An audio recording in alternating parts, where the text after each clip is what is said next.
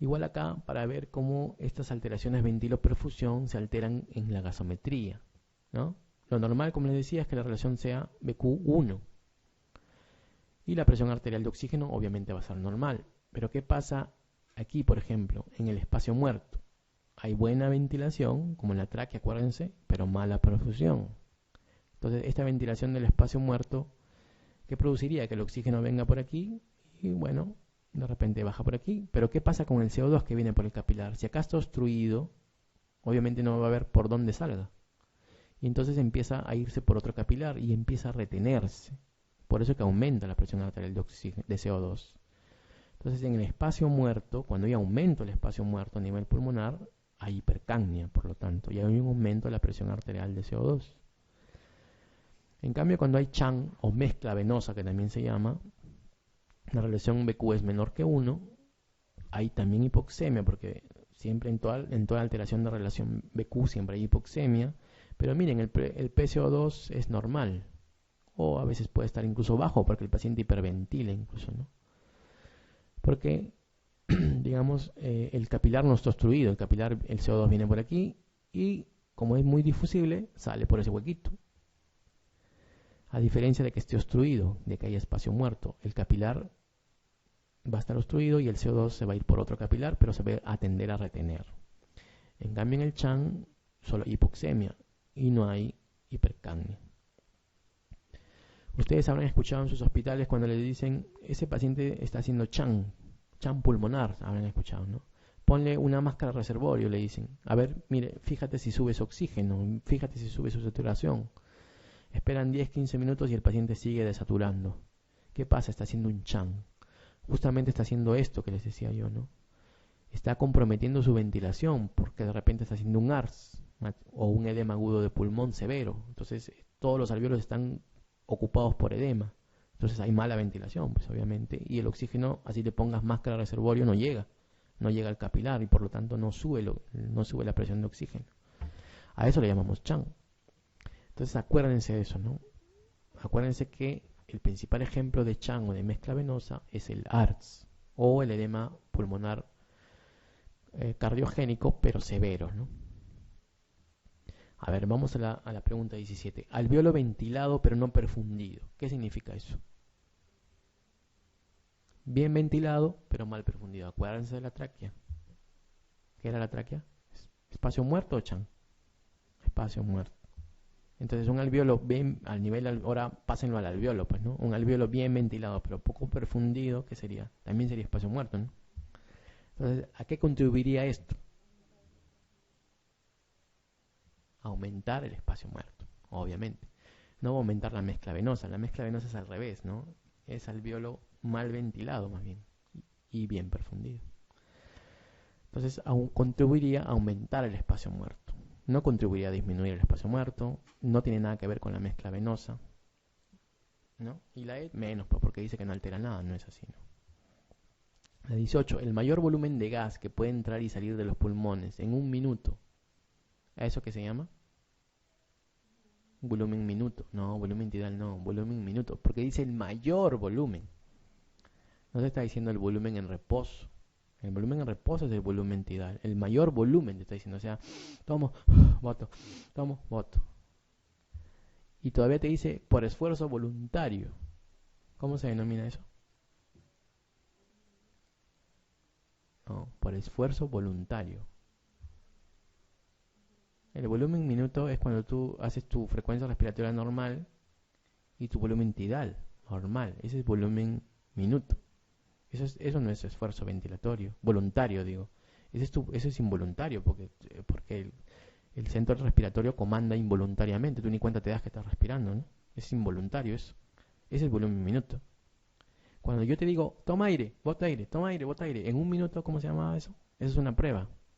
Se llamaba involuntariamente todavía. Ahí te lo dice en la respuesta. Ventilación voluntaria máxima. Por eso dice mayor volumen. Y aparte te dice voluntario. Ya, ¿qué más te está dando la respuesta? ¿Ya? Ventilación voluntaria máxima. Bueno, ¿por qué entra y sale aire de los pulmones? Porque obviamente existe una mecánica respiratoria existen presiones a nivel de la vía aérea del pulmón, ¿no? Y como les mencionaba al inicio, existe pues una presión alveolar, una presión atmosférica. Cuando hay inspiración, la presión atmosférica tiene que ganarle a la presión alveolar para que el aire entre. Y cuando hay expiración, es al revés, ¿no? La presión de el alveolo tiene que ganarle la presión atmosférica para que el aire salga. Esto de aquí nos ayuda un poco a ver cómo se comanda la respiración. Se comanda a través pues, de centros respiratorios a nivel central y a nivel periférico. A nivel central estamos hablando de la protuberancia y el bulbo y también a nivel de la corteza.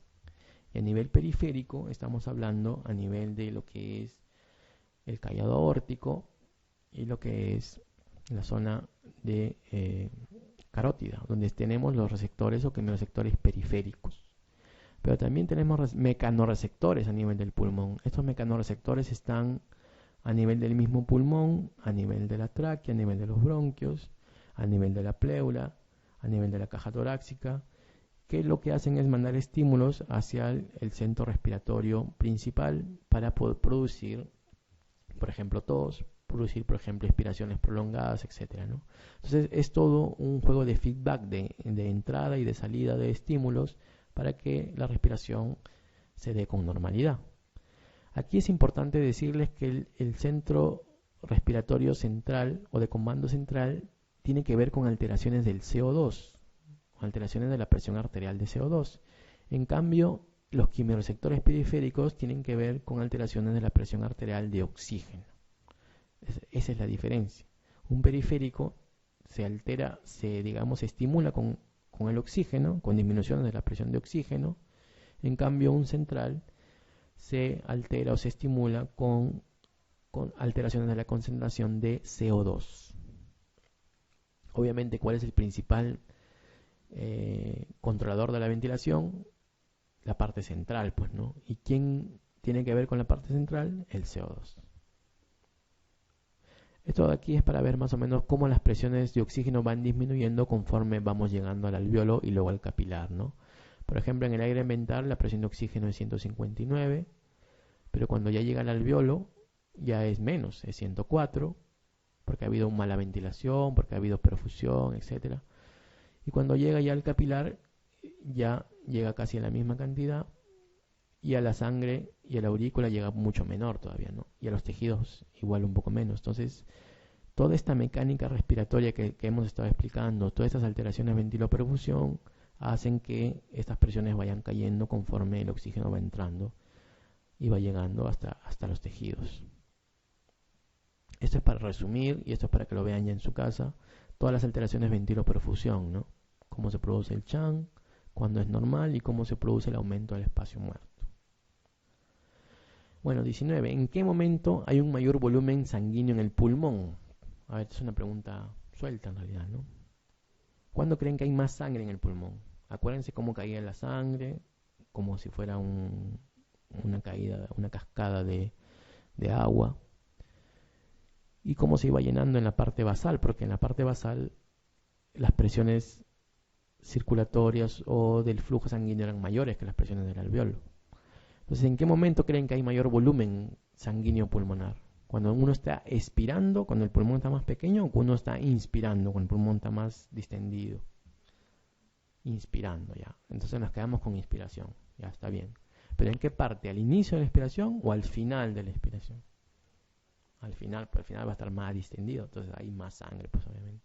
Entonces en ese momento hay mayor volumen de sangre en el pulmón. A ver, cómo sale fácil.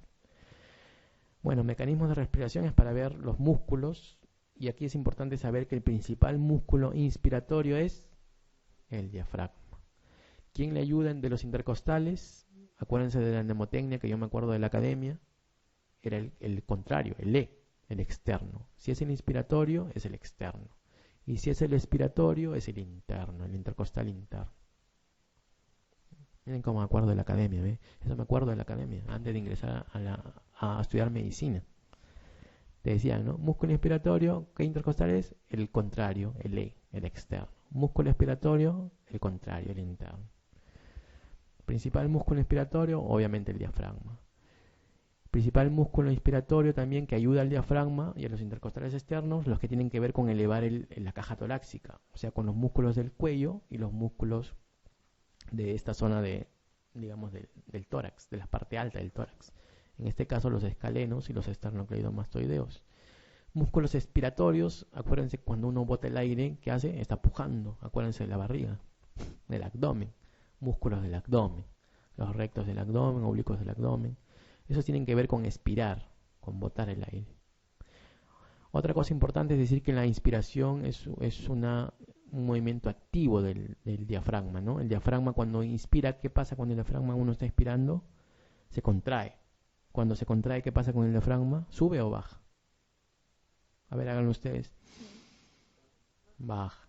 Y cuando uno expira, sube. ¿Pero por qué sube? Por el contenido abdominal, por los músculos abdominales, ¿no? Entonces acuérdense de eso también, ¿no? A ver. Y aquí es para ver lo mismo. Bueno, aquí es también un repaso de lo mismo, solo para decirle que acá está el escaleno, ¿no? El esternocleidomastoideo también está por aquí. Esto lo repasan luego en la casa, ¿no? Son, digamos, cuadros resumen para que ustedes lo vuelvan a leer. Bueno, 20. ¿Cuál de los siguientes no es un músculo inspiratorio? A ver. El diafragma es inspiratorio. El esternocleidomastoideo es inspiratorio o no. El del cuello, sí, también es inspiratorio. El escaleno, que es un de aquí también del cuello, también es inspiratorio. Está entre los intercostales, por eso le decía la mnemotecnia. ¿Cuál no es inspiratorio? ¿El externo o el interno? ¿No?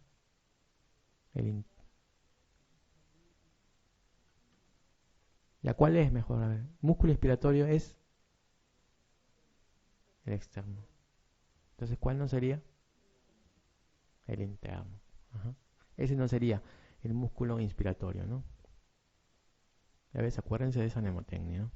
A ver, durante la fase de expiración del ciclo respiratorio, ¿qué es lo que pasa con el diafragma? Durante la fase de expiración del ciclo respiratorio. Expiración o inspiración. Expiración, está hablando.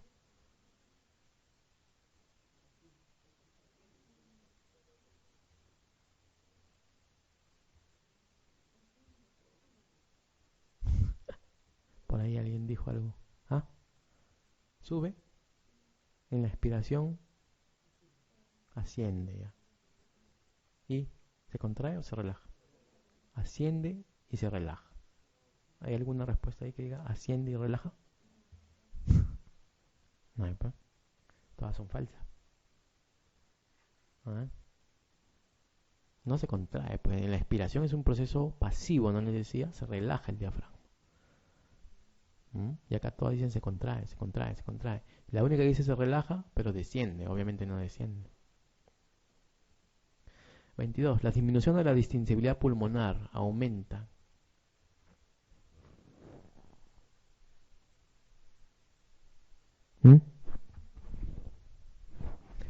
La disminución de la distensibilidad, o sea, aumenta la distensibilidad, bueno ya, la disminución de la distensibilidad, eso quiere decir, por ejemplo, una fibrosis. ¿Qué pasa cuando disminuye la distensibilidad? ¿Qué pasa con el aparato respiratorio? ¿Ah? La resistencia. Estamos hablando de que es poco distensible, ¿eh? Estamos hablando de una fibrosis. La resistencia, yo les decía, tiene que ver con vía aérea.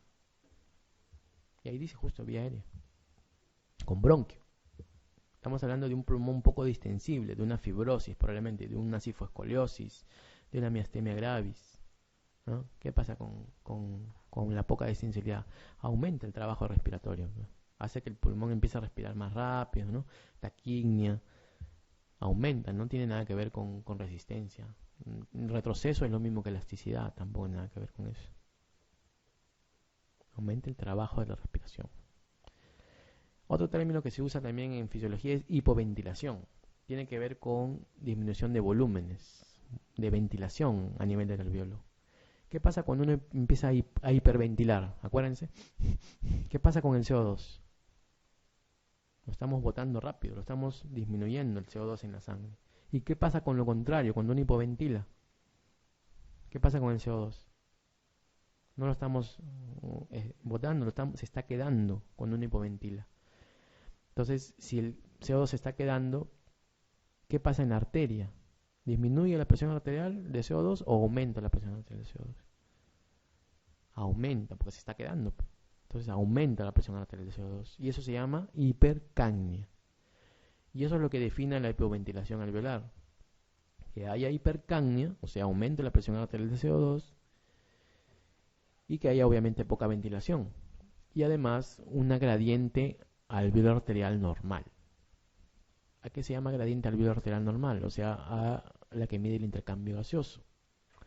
Cuando esta gradiente alveolar arterial normal, alveolar arterial es normal y el paciente está con hipercapnia, lo denominamos hipoventilación alveolar.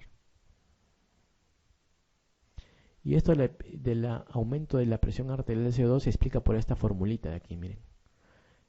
El BCO2 es la producción de CO2 que tiene el cuerpo, normalmente, pues, ¿no? BA es ventilación alveolar y PaCO2 es la presión arterial de CO2. Y miren aquí, la presión arterial de CO2 es directamente proporcional a su producción, pues, ¿no? Si hay mayor producción de CO2, hay mayor presión arterial de CO2. Pero miren, es inversamente proporcional a la ventilación. Si hay poca ventilación, esto aumenta. La presión arterial de CO2 aumenta. Y si hay hiperventilación, disminuye, pues, porque estamos expulsando el CO2, ¿no? Entonces, de aquí viene la palabra hipoventilación. Pues si yo hipoventilo, o sea, disminuye la ventilación, el CO2 aumenta. Por eso viene la definición de hipercapnia en la hipoventilación alveolar, ¿no? Entonces vamos a responder la pregunta.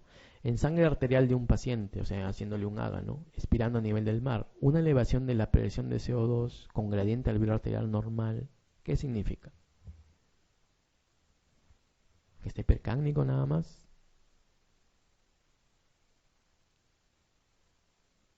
¿Que tiene una alteración ventiloperfusión o una alteración de la difusión o que está hipoventilando? Obviamente que está hipoventilando. Yo les decía, cuando definimos aumento de la presión de CO2 y gradiente normal, eso es la definición de hipoventilación alveolar. Entonces este paciente está hipoventilando. Chang no es, pues obviamente, ¿no? Chang ya les decía, es la mezcla venosa. Respiración hiperbárica no tiene nada que ver aquí. Y las otras tampoco, ¿no? Capacidad de difusión, que dice alteración de la capacidad de difusión alveolo capilar. No tendría mucho que ver en el CO2 aquí, ¿no? En la retención de CO2. Tiene que ver en la difusión, pero no en la retención.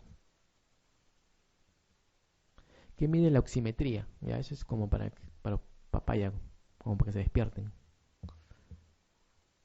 Han visto un oxímetro, ¿no? Hay oxímetro de pulso. Yo tengo uno, pero está en mi bolsillo. Ya no. Está en la maleta. ¿Qué mide la oximetría? ¿Qué es ese numerito que sale ahí? Es saturación.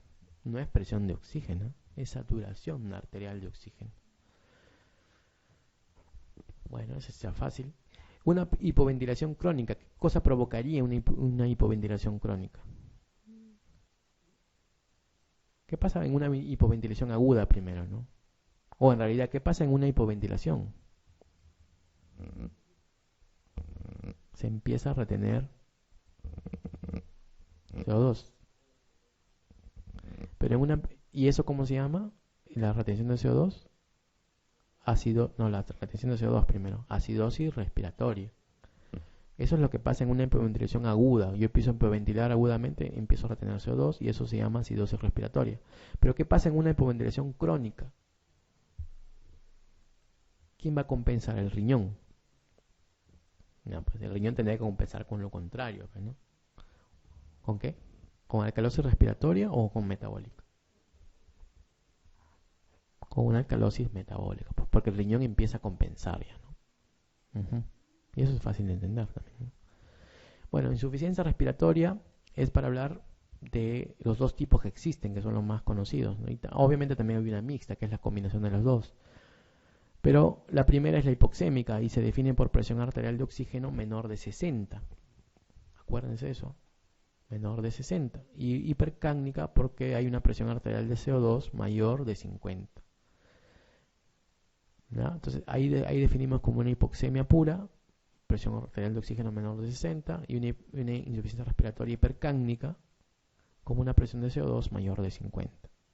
La presión de oxígeno y de CO2 en ambas podría estar normal o baja. Bueno, eso no define en realidad cada una de ellas, sino es definida en la hipoxémica por la presión de oxígeno y en la hipercámica por la presión de CO2. Cuando es hipoxémica, la insuficiencia respiratoria, hay muchas causas, pero una de las que más preguntan, de las preguntas que más hacen, es cuál es la principal mecanismo de producción de esta hipoxemia. Y ahí la respuesta es la alteración ventilación-perfusión. Ese es el principal mecanismo de hipoxemia. Porque el CHAN no es muy frecuente, solo lo vemos en el ARCS, como les decía. Disminución de FiO2, ¿en qué lo vemos? Cuando subimos a la altura, ¿no? Ahí disminuye la concentración de CO2 mientras más ascendemos en altura. No es muy frecuente. Hipoventilación tampoco es muy frecuente porque lo vemos generalmente en problemas extrapulmonares, de caja torácica, de sistema nervioso central, etcétera, ¿no? Alteración de la difusión tampoco es muy frecuente porque lo vemos generalmente en fibrosis. En cambio, lo que sí es frecuente es la alteración BQ. La alteración BQ lo vemos en neumonías, lo vemos en tromboembolismos, en atelectasias, en derrames pleurales, en asma, en EPOC, etcétera, etcétera. Entonces, esa es la alteración más frecuente como causa de hipoxemia. Alteración BQ. En cambio, en la hipercapnia lo que vemos es otra cosa, ¿no? ¿Cuáles son las causas? Cuando hay aumento de la producción de CO2, obviamente, ¿no? Fiebre, sepsis, aumento de la temperatura, etcétera, producen hipercapnia.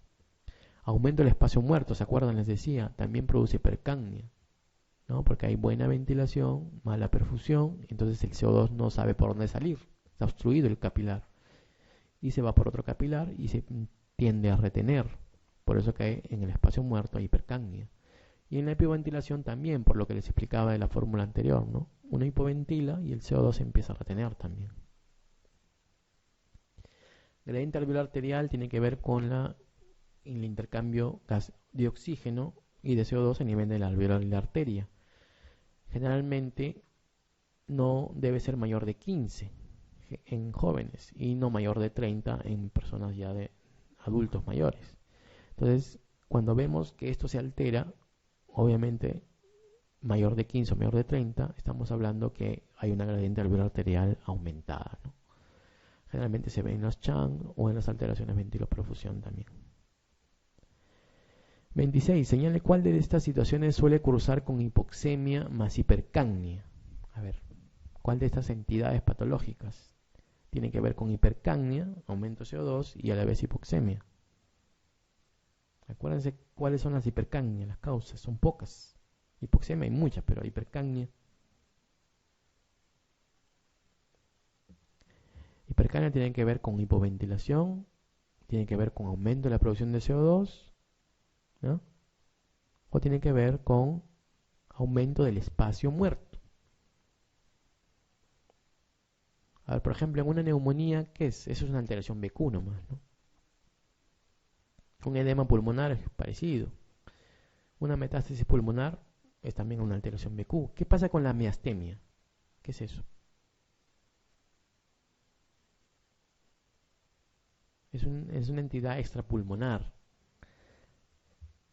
La miastemia lo que produce es una alteración a nivel del sistema nervioso, que hace que los músculos se alteren. Entonces, ¿qué pasa en un paciente miastémico? ¿Hipoventila o hiperventila? Hipoventila, porque tiene una alteración neuromuscular, ¿no? Del sistema nervioso, de la placa mioneural, etcétera. Entonces empieza a hipoventilar. Y si empieza a hipoventilar, ¿qué va a hacer? Va a aumentar su CO2. Y obviamente, como está hipoventilando, también la presión de oxígeno va a tender a caer.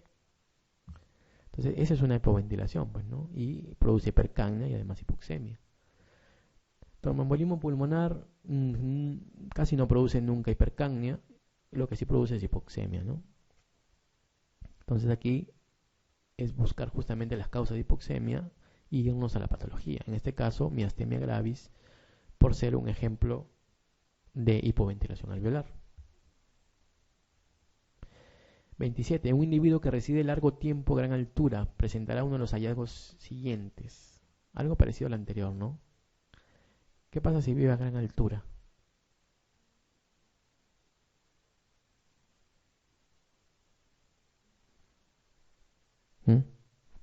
Largo tiempo, dice, en altura. presentará uno de los hallazgos siguientes. Cuando un individuo está en gran altura, primero empieza por hiperventilar para barrer el CO2, para que entre más oxígeno. Y luego ¿qué pasa? Luego empezará de repente a hipoventilar y de repente a retener CO2. Entonces, ¿qué pasaría en este individuo a la larga como compensación? ¿Mm? No, pero hipercapnia podría ser el inicio, ¿no? Dice que reside largo tiempo en gran altura. Acidosis respiratoria, alcalosis metabólica, alcalosis respiratoria, ¿qué pasaría?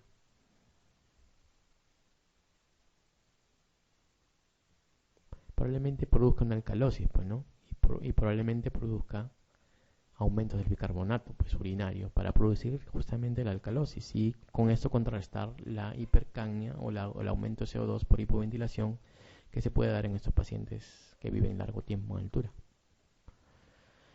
Esto de aquí es para resumir un poco los sistemas de control nervioso. Ya les decía, les vuelvo a decir, sistema nervioso central, protuberancia y bulbo. Aquí hay dos centros, el centro agnóstico y neumotáxico, que tienen que ver con la inspiración y la expiración.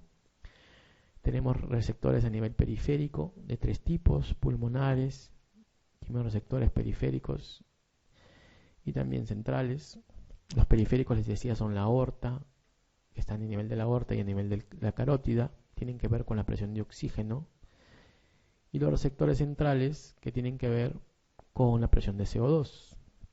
A nivel pulmonar, les había mencionado de estiramiento, de irritación de la vía aérea, etcétera, etcétera, ¿no? Todos estos entran en juego para que la mecánica ventilatoria sea adecuada. A nivel central, ¿qué pasa con el CO2? Miren,